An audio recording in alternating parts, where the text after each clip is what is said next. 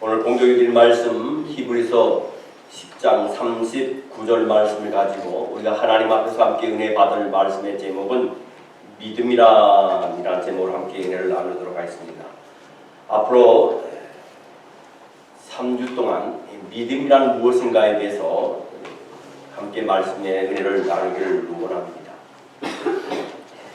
어떤 작은 마을에 극심한 가뭄이 들어서 마을이 완전히 황폐해졌습니다. 모든 농작물이 다 바짝 메말리고 거기에 더해서 짐승까지도 죽어나가고 있는 그런 상황입니다. 견디다 못한 많은 주민들이 어느 날 교회에 모여서 비가 오게 해달라고 하나님 앞에 간절히 기도했습니다. 그들이 기도하기를 수시간 정도 지났을 때에 갑자기 하늘이 검은 구름으로 가득 차더니 장대 같은 비가 막 내리면서 온 대지를 적셨습니다.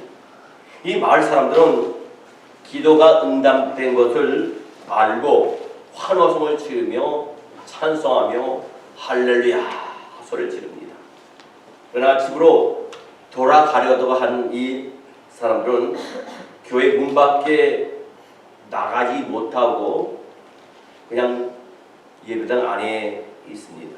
왜냐하면 기도하러 올 때에 우산을 가지고 오지 않았기 때문입니다. 그때였습니다. 한 8살 먹은 소녀가 한바 웃음을 지으면서 우산을 펴쳐들었습니다.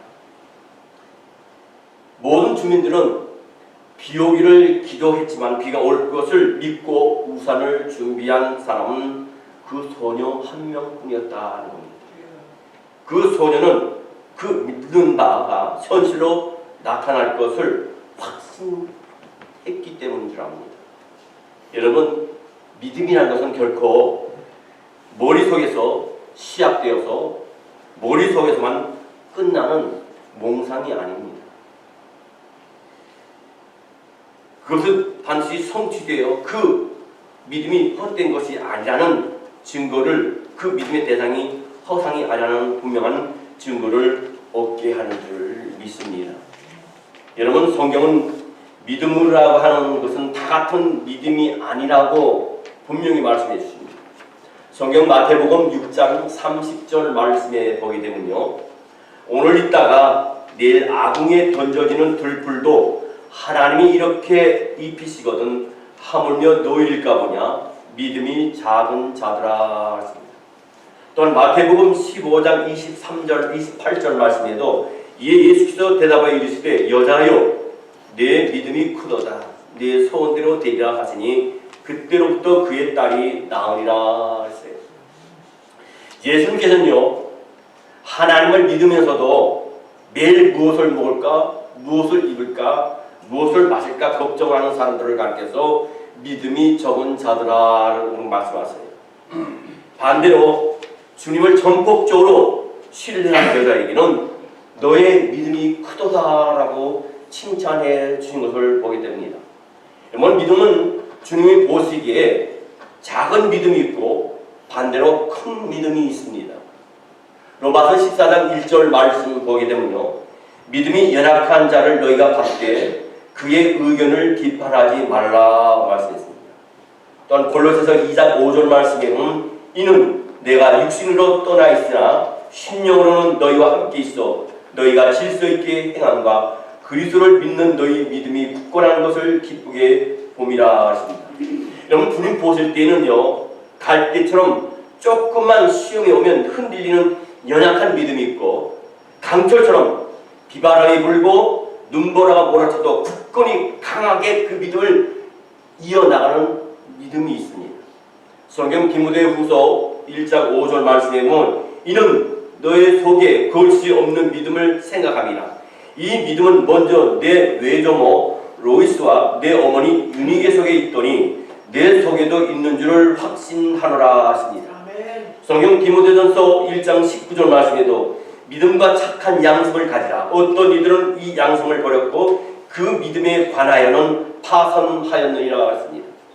주님 보실 때는요, 거짓 없고 진실이 있는 믿음이 있는가 반면에 거짓되고 파선된 믿음이 있습니다. 야고보서 2장 26절 말씀에 보면 우리가 너무나 잘 아는 말씀이죠. 영혼 없는 몸이 죽은 것 같이 행하여 없는 믿음은 죽은 것이니라. 히브리서 10장 39절 오늘 본문의 말씀을 보면 우리는 뒤로 물러가 멸망한 자가 아니요 오직 영혼을 구원함에 이르는 믿음을 가진 자니라 했습니다. 여러분, 주님 보시기에는 죽은 믿음이 있고 영혼을 구원하는 만큼 싱싱히 살아 움직이는 믿음이 있습니다. 성경 고린도전서 3장 1절 말씀에 보면 형제들아 내가 신령한 자들을 대한 같이 너에게 말할 수 없어서 육신에 속한 자 곧 그리스도 안에서 어린 아이들을 대한 같이 하노라. 여러분, 주님 보시기에는요, 신령한 믿음이 있는가 하면 어린 아이처럼 유아기적인 수준에 머문 그런 미숙하고 유치한 믿음의 소유자가 있습니다. 여러분, 여기서 중요한 사실은요, 그리스도인은요 자기 믿음의 상태를 늘 점검하지 않으면 안 된다는 겁니다. 아멘. 나의 믿음의 현주소가 어디인지, 나의 믿음의 상태가 어떤 상태에 있는지, 병들고 있는지, 아니면 잠자고 있는지, 아니면 죽은 신앙인지 우리는 우리의 신앙 믿음을 늘 점검해 봐야 됩니다. 아멘. 만약 우리가 그릇되고 미숙한 믿음이면, 그런 믿음이면서도 바르고 성숙한 믿음인 것처럼 착각하고 살아간다면요, 평생 믿는 이로 살아갈 때 우리에게 그보다 더 큰 인생의 낭비와 비참함이 없는 줄 압니다. 오늘날 전 세계에서요, 한인 그리스도인들처럼 성경 공부를 많이 하고 새벽 기도하고 매일매일 큐티하는 그런 민족, 그런 성도가 별로 없습니다. 그와 동시에 한인 그리스도인들처럼 성경 말씀을 자기 삶에 적용하지 않는 경우도 드물어요. 성경 공부는요, 열심히 하지만 추상적인 이론으로만 알 뿐 구체적인 의미와 개념을 모르기에 성경에 대한 알미, 삶으로 연결되지 못하고 적용되지 못하기 때문입니다. 평소 그리스도인들이 별 생각 없이 주고받는 말 중에 가장 많이 주고받는 말이 은혜라고 하는 말입니다. 성경 공부나 또 부흥회나 설교가 끝나면 흔히 은혜 받았다 그럽니다. 그러나 은혜 받았다는 것은 구체적으로 뭘 말하냐 이거예요. 가령 우리가 우리의 이웃이나 나의 배우자나 아니면 부모나 동료든 어떤 구체적인 인물을 증오하면서 미워하면서 살아가더라도, 그런데 성경 공부를 통해서인지 아니면 말씀을 통해서 그 사람을 살아가야 할 당위성과 힘을 얻고 그를 사랑하며 살기 시작했다면 바로 그것이 은혜예요. 은혜는 뭡니까? 깨닫는 것이 은혜입니다. 아멘. 열배는 뭡니까? 고치는 것이 열배입니다. 아멘. 은혜는 아무리 받았다 해도 깨닫지 못하면 아무 소용이 없고, 은혜는 많이 받고 깨닫다 할지라도 열매가 없으면, 고치지 않으면 아무 소용이 없습니다. 혹은 우리가 하나님의 말씀과는 동떨어진 삶을 살면서도 스스로 나 자신은 꽤 괜찮은 인간이라고 착각해 오다가 하나님의 말씀 앞에서 우리가 형편이 없는 인간임을 자각하고 지금까지 그릇된 삶을 청산한다면 바로 그것이 은혜이랍니다. 그러나 대부분의 그리스도인들은 은혜라는 말은 입에 달고 살면서도 그 구체적인 의미나 개념을 생각해 보지 않았기에 목사님의 설교를 듣다가 한순간에 또 찬양을 하다가 한순간에 마음이 찡해지거나 눈수율이 뜨거워지면 은혜 받았다고 생각합니다. 너 왜 착각하기만 바랍니다. 이처럼 은혜를 추상적인 감정의 변화로만 이해하기 때문에 은혜를 아무리 받아도 그 은혜가 자신의 삶의 변화가 전혀 이루어지지 않고 있다. 여러분, 그리스도인은 자신의 삶이나 일을 통해서 주님의 영광이 드러나야 될 줄 믿습니다. 아멘. 그러기 위해서는 어떻게 해야 됩니까? 기도해야 됩니다. 아멘. 하지만 주님의 영광을 드러난다는 것은 구체적으로 무엇을 뜻하는 말이냐 이겁니다. 인간의 삶 속에는 주님의 영광은 언제나 드러납니다. 그러나 그것이 어떨 때 드러나느냐? 주님의 영광은 드러나게 해주기를 기도한다고 해서 드러나는 것이 아니에요. 주님의 영광은 인간이 주님의 말씀을 쫓아 살 때에 인간의 삶을 통해 드러납니다. 그러므로 주님의 영광이 드러나게 해달라고 기도 속에 그 구체적인 내용이 포함될 때에 그 사람이 정말 주님의 영광을 드러내는 그리스도인이 될 수 있어요. 아멘. 여러분, 그 사람이 정말 주님의 영광을 드러내는 그리스도인이 될 수 있기를 원한다면 우리는 정말 우리의 삶 속에 열매가 있어야 됩니다. 순종이 있어야 됩니다. 아멘. 이를테면 우리가 하나님, 저는 지금까지 제 주머니 위에 신앙 양성에, 제 주머니를 위해서 신앙 양성에 늘 귀를 막고 살았습니다. 하지만 앞으로는 신앙 양성을 쫓아서 정직하게 벌고 정직하게 번 것으로 만족하게 살겠습니다. 그 구체적으로 기도하고 그 기도의 삶이 우리 삶을 잊을 때 비로소 우리의 삶을 통해 주님이 영광을 받으시게 될 줄 믿습니다. 아멘. 오늘날 전도의 분위기가 왔다 그럽니다. 더 이상 교회에 새 신자가 들어오지 않는다 그럽니다. 그냥 기존에 다니는 교회가 이 교회에 저 교회에 옮겨 다닌다고요. 이 지역에도 7군데, 8군데 교회를 옮겨 다닌 사람들이 봤어요. 여러분, 교회가 문제입니까? 교회를 7, 8번째 옮겨 다니는 것은 문제입니다. 본인은 꽤 괜찮은 신앙인으로 자기가 나왔던 교회가 꽤 문제가 많은 걸로 착각하는 경우가 있어요. 한두 번은 어쩌다 어쩔 수 없이 옮길 수 있다 하지만은 7번, 8번째 옮긴다는 것은 그 자신의 문제예요. 신앙의 문제입니다. 여러분, 왜 교회에 풍이 어렵습니까? 왜 새신자가 들어오지 않습니까? 왜 교회 교육끼리 성당화 이동을 합니까? 왜 불신자가 교회에 나오지 않습니까? 그 이유는 멀리 있지 않습니다. 그리스도인들이 걸림돌이 그들에게 되기 때문이에요. 믿지 않는 사람들이 그리스도인의 삶을 볼 때에 도무지 믿고 싶지 않다는 겁니다. 그리스도인들이 바르게 믿고 싶은 마음이 간절하지만 은혜가 무엇인지, 주님의 영광이 무엇인지, 더 나아가서 믿음이 무엇인지 단 한 번도 아주 진지하게 생각해 본 적이 없기 때문에 우리 스스로 믿는 자들이, 기존의 크리스찬들이 처음 믿는 자들을 오지 못하게 하는 문을 닫는 역할을 하고 있다는 겁니다.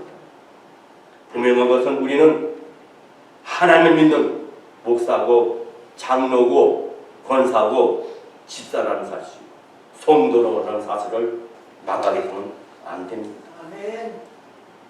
그러면 믿음의 구체적인 의미와 개념에 대해서 10가지로 말씀을 드리면서 함께 은혜를 나누기 원합니다. 믿음은 무엇이냐? 첫째로 순종입니다. 아멘. 여러분, 순종은 2가지 의미가 있습니다. 먼저는 하나님의 말씀에 대한 순종이에요.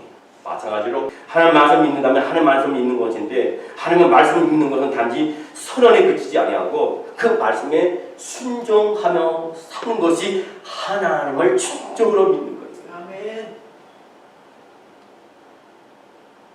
여러분, 믿음이 순종이라고 할 때요, 순종이 또 다른 의미는 주어진 상황에 대한 순종입니다. 하나님은 천지 만물을 지으신 하나님이십니다. 할렐루야. 그분은 멀리 계시지 않고 언제든지 우리의 삶 속에 우리와 함께 계십니다. 아멘. 그럼에도 불구하고 우리의 계획이 무산되거나 원치 않는 질병이 걸릴 때 우리는 혹 하나님을 원망할 때가 있어요. 그것은 바른 믿음이 아닙니다. 우리는 혹 하나님을 원망하지 않았냐, 우리 자신을 돌아봐야 됩니다. 하나님께서 우리를 하고 그런 일을 겪게 하시는 것은 우리를 곤란하게 빠지게 하시는 게 아닙니다. 바로 그 상황 속에서 우리를 새롭게 빚기 위해서 그런 고난과 시련과 연단을 우리에게 주시는 것입니다. 왜 나에게 이런 일이 있습니까? 하는 어리석은 사람들이 있습니다. 바로 그 상황 속에서 우리는 새롭게 빚어주시는 하나님의 손길을 우리가 바라보게 됩니다. 아멘. 그럼 우리에게 주어진 상황을 하나님의 손길로 받아들이는 것이 믿음이에요. 대부분 크리스찬들은 자신이 원치 않는 상황과 맞닥뜨렸을 때 무조건 그것을 피하려고 합니다. 그것은 그 상황을 주신 하나님께 대한 불신행위예요. 우리 눈앞에 닥친 어떤 상황이든 하나님께서 단지 피하라고 주신 것이 아닙니다. 우리를 하여금 믿음으로 그 상황을 뚫고 나가게 하시기 위함입니다. 다시 말해서 우리의 믿음으로 그 상황을 받아들이고 믿음으로 그 상황을 뚫고 나가는 가운데 우리를 향한 하나님의 뜻이 우리 삶 속에 이루어지게 하시기 위해서 우리에게 시련과 여담과 고난과 아픔을 주시는 거죠. 아멘. 둘째로 믿음은 무엇입니까? 둘째 믿음은 용기입니다. 매사에 말씀에 순종하고 주어진 상황에 순종한다는 것은 용기가 없으면 하지 못해요. 주여. 믿음이 용기이기에 순종이 가능합니다. 아멘. 용기가 있으면요 말씀에 순종하게 돼 있어요. 아멘. 용기가 있으면 기도하게 돼 있고요. 아멘. 용기가 있으면 예배드리게 돼 있고 용기가 있으면 헌금하게 돼 있고 아멘. 용기가 있으면 헌신하게 돼 있습니다. 주여. 처녀가 아이를 낳는다는 건 이상한 일이죠. 처녀 마리아인 자에게 천사가 왔습니다. 그리고 너가 아들을 낳을 것이라 이 말입니다. 하나님의 아들이라는 뭐예요? 그때 당시 이 유대 사람들은요, 처녀가 홀로 아이를 낳으면 결혼을 하지 않은 상태에서 아이를 낳으면 돌로 쳐 죽였습니다.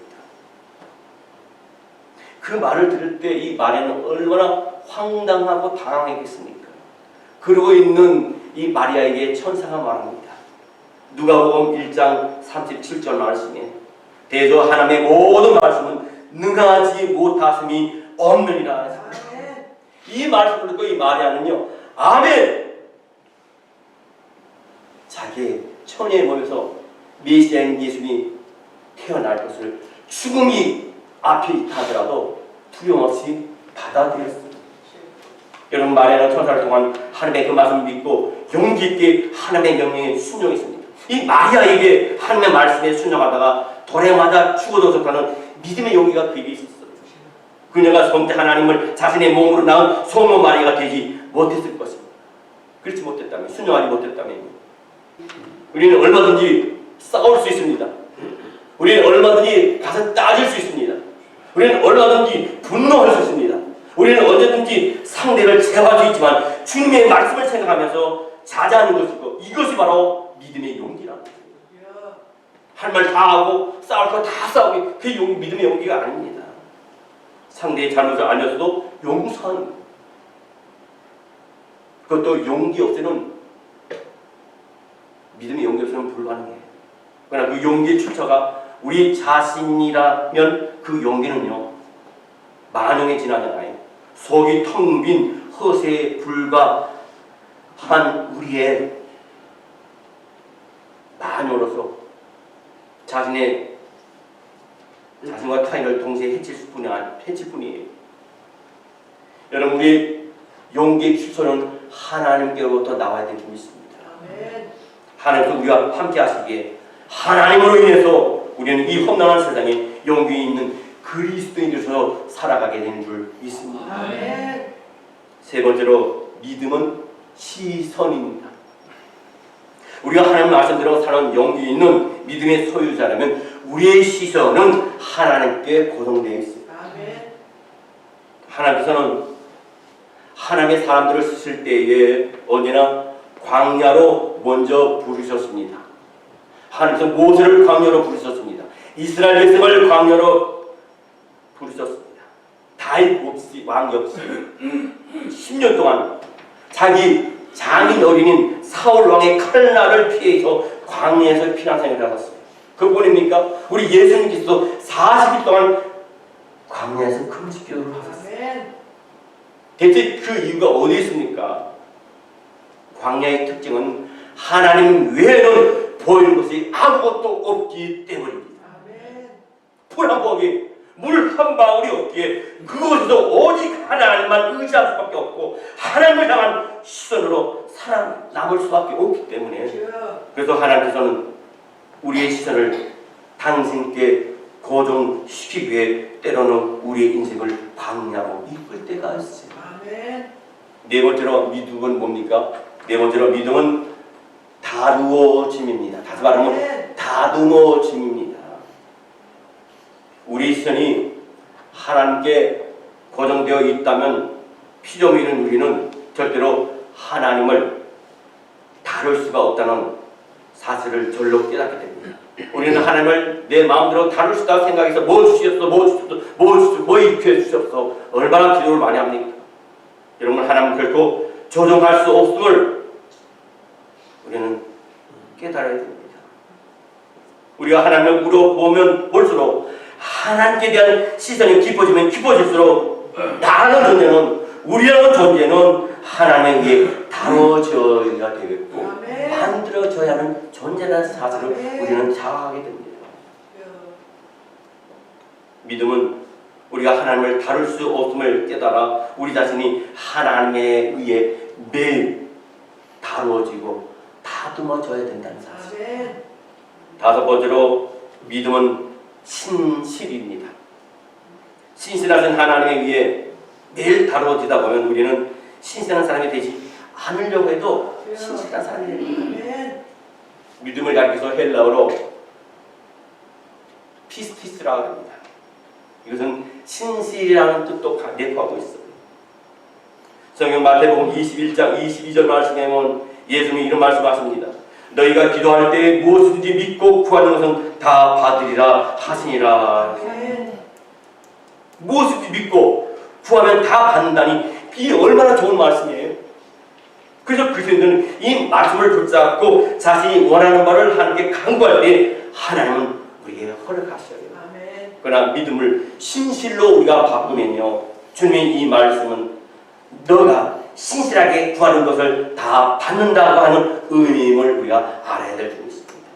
여러분, 신실한 사람은요, 자기의 욕망, 자기의 거짓된 것, 헛된 것을 구하지 않습니다. 신실한 사람은 어디 진리를 위해 참된 것을 구합니다. 신실하신 하나님께서 그런 사람의 기도를 들어주신 것은 당연한 일인 줄 믿습니다. 아멘. 여섯째로 믿음은 눈에 보이는 것이에요. 우리가 하나님께 다루어지면서 날마다 신실해져 가면요, 우리의 신실함이 반드시 다른 사람의 눈에 보이게 되어 있습니다. 아멘. 흔히 사람들은 믿음을 추상적인 개념으로 생각하지만 그것은 사실이 아닙니다. 여러분, 믿음은 눈에 보이는 구체적인 현상이에요. 성경 마태복음 8장의 말씀에 보면요, 예수님과 백부장의 만남의 사건이 나옵니다. 그가 예수를 찾은 까닭은 자기 자신이나 자기 자식이나 자기 아내, 자기 가족을 위해서 예수를 찾지 않았습니다. 그는 중풍병에 걸린 자기 집 하인을 위해서 주님께 찾아왔어요. 이것은 일제 강점기에 일본군 장교가 조선인들이 모여있는 앞에서 무명의 어떤 청년 앞에 무릎 꿇고 우리 집에서 일하는 조선 하인이 있는데 그 하인을 좀 고쳐주시옵소서 하는 말과 똑같은 말입니다. 이 백부장은요, 자기가 장교로서 자존심을 버리고 그 자존심을 아랑곳하지 않고 예수께 나와서 자기의 하인을 고쳐달라고 합니다. 이것은 뭡니까? 백부장이 예수님께 믿음을 보인 사실입니다. 아멘. 마태복음 8장 10절 말씀에 보면요, 내가 진실로 너에게 이르노니 이스라엘 중에 아무에게도 이만한 믿음을 보지 못하였느니라. 백부장의 믿음은 예수님께 보여준 믿음입니다. 바울이요, 1차 전도 여행을 하면서 루스드라라는 사람의 집에 방문하게 되었습니다. 이 바울이 설교를 듣는 사람들 가운데 선천성 하반 하신 마비 환자가 있었습니다. 바울이 그걸 주목하여서 구원받을 만한 믿음이 그에 있는 것을 보고 사도행전 14장 9절로 10절에 뭐라고 말하냐면요, 바울이 말하는 것을 듣거늘 바울이 주목하여 구원받을 만한 믿음이 그에 있는 것을 보고 큰 소리로 이르되 너의 발로 바로 일어서라 하니 그 사람이 일어나 걷는지라. 아멘. 바울이 선포하는 동시에 그가 일어나 걷기 시작했습니다. 선천성 하반신 마비의 믿음이 바울의 눈에 보였기에 그것이 가능한 줄 믿습니다. 이처럼 믿음은 눈에 보입니다. 우리는 함께 신앙생활하는 교인들 가운데 누가 사람들 앞에서만 신실하고 잘 믿는 척 하는지, 누가 사람들이 보지 않는 곳에서도 주님을 쫓아 사는지 다 알고 있습니다. 아멘. 그들의 믿음이 우리의 귀에 들리고 눈에 보이기 때문에 중요한 것은 우리가 다른 사람들의 믿음을 우리의 귀로 듣고 눈으로 보듯이 다른 사람들 역시 우리의 믿음을 보고 듣고 한다는 사실을 우리는 명심해야 됩니다. 아멘. 눈을 지으신 자가 보지 아니하시랴, 귀를 지으신 자가 듣지 아니하시랴. 여러분, 중요한 것은 다른 사람들의 믿음을 우리의 귀로 눈으로 보듯이 다른 사람들이 역시 우리의 믿음을 보고 있고 듣고 있다는 것. 아멘.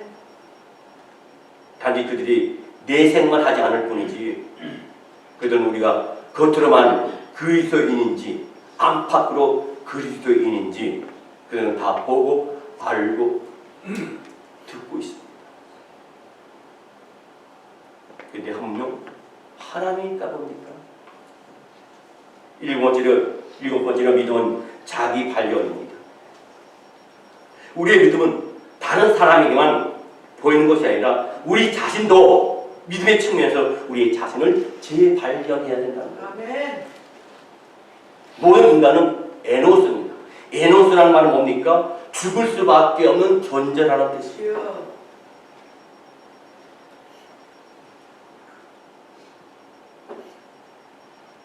그러나 누구든지 주님을 영접하면 주님 안에서 하나님의 자녀로 인칭받는 자가 되기 때문에 자기 자신을 발견하게 돼요.